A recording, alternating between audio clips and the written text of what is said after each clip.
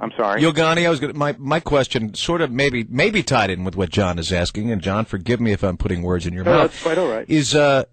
Could intention be related to bhakti, which is desire? And initially, you seem to state that you have to have the desire, or the desire will grow within you to continue down the spiritual path. And maybe intention and attaching that to your desire somehow. Is there anything related there?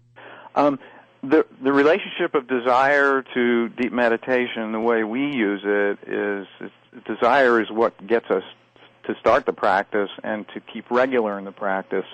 And desire will affect the quality of our practice, but not during the practice. This is a sort of a catch-22. You need desire to get in meditation, but you really need the meditation and to get beyond the desire. Because if you're sitting in meditation thinking, oh, now I'm feeling so expanded, or now I'm going up, or now I'm going here, or now this is happening, or now that's happening, well, guess what? You're not meditating. Here I am, wasn't I? You're not meditating. Well, you are meditating. Let me correct myself. You are meditating if you're going through this, oh, I'm going up, I'm going down, I really want this enlightenment. Oh, I'm off the mantra. I am. So you're not off the technique if you're thinking or having an intention, like that, but you are off the technique if you decide, oh, well, now I'm going to think about nirvana for 10 minutes. Do you see what I'm saying? I do. John? Yeah, I guess I was just... And I'm not arguing with other techniques, John. I mean, no, I'm not. Everybody has, every tradition has a different slant on this, mm-hmm. and what we're talking about here is way simpler. And honestly, as far as I know from my experience over the years, it's way more powerful. So it's way more powerful to be letting go into stillness mm-hmm. than to be having a lot of intentions about what's going to be going on outside stillness. The best way to influence what's going on outside stillness is to be in stillness. And when you're in stillness, all of life becomes illuminated from inside, and all of the things that we talk about in terms of spiritual experience happen on their own.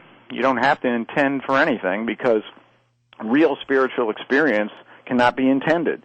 It can only be experienced from silence, which we all have that innate capability to be that and experience that. So it kind of brings me to the next point that I wanted to raise, but I don't want to leave you unsatisfied, John. Did I answer your question? Yes, to a certain extent. It's just that it seems I see the spiritual path as a journey, and there are different possible destinations that one can take, one being just as valid as the other.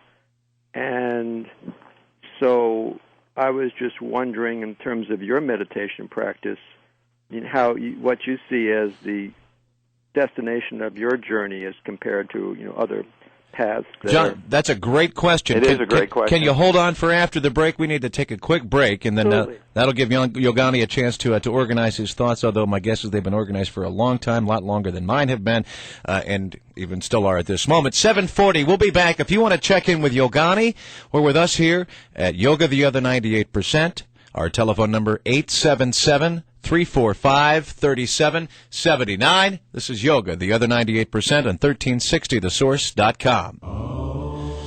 1360thesource.com. Hi there, Scott Fitzgerald in for Will Brashears, and he's in India learning some more about yoga and meditation and all sorts of different techniques to help us on our spiritual path. And a great place to go is advancedyyogapractices.com. That's advancedyyogapractices.com. Yogani, thanks for being with us again tonight. Our telephone number is 877-345-3779. And Yogani, you want to go back and finish with John? Yes. John, here you are with Yogani again. Fine. I'll wait for my answer. Should I restate my question? Or? Sure. No, I think I remember, John, you wanted to know about the destination, and is it the same for everyone?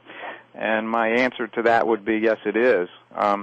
The destination has several different components to it, though, so it's not as simple as saying point X and you're here. In fact, some would even say that you never arrive, that your journey just keeps going and going and going, and it's always a relative destination, if you will. But the destination, as we discuss it in AYP, is we talk about the rise of inner silence, which in most descriptions from people who have attained the so-called enlightened state, they talk a lot about stillness. In the Old Testament, it talks about being still and knowing God. And stillness is the essential thing that we concentrate on in AYP. And the way we experience that is through a process of purification and opening in our nervous system. And meditation stimulates that by bringing us deep into stillness, which then causes purification to occur. And as it occurs, we feel more stillness, more inner silence. And as Scott mentioned early on, you get a sense of witnessing, where you feel like you're watching everything from a place that's still inside you.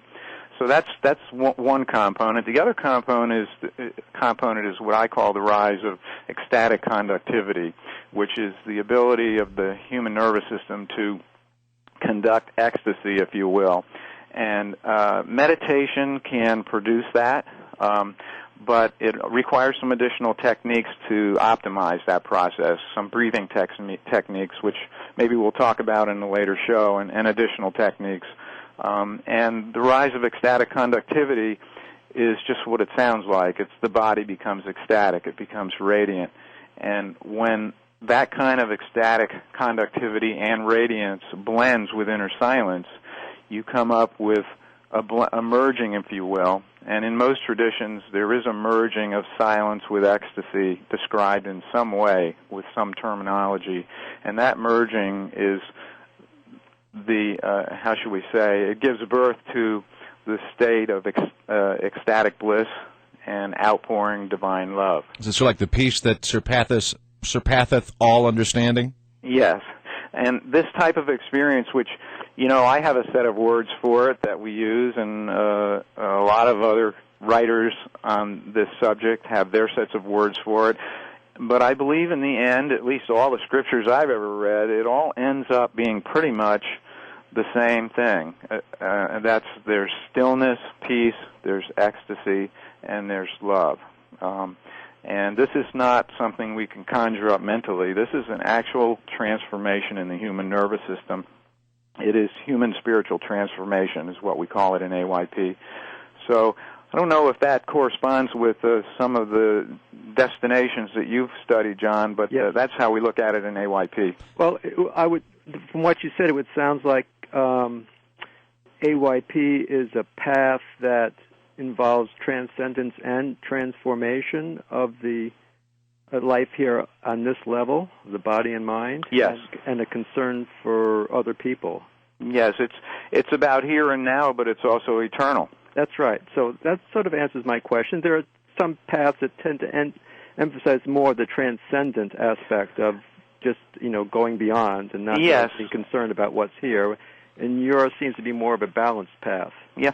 In fact, one of the phrases I use is stillness in action, which is both beyond and here. Right. And I think a practical spiritual path ought to do that for people like us who are busy in the world, and it can be done. And there are those who would rather withdraw from society, and that's okay too. Mm-hmm. But that's a different sort of a path. And but I think it arrives in the same place ultimately. And once you get a taste of that, and you start to feel that ecstatic conductivity rising inside of you, at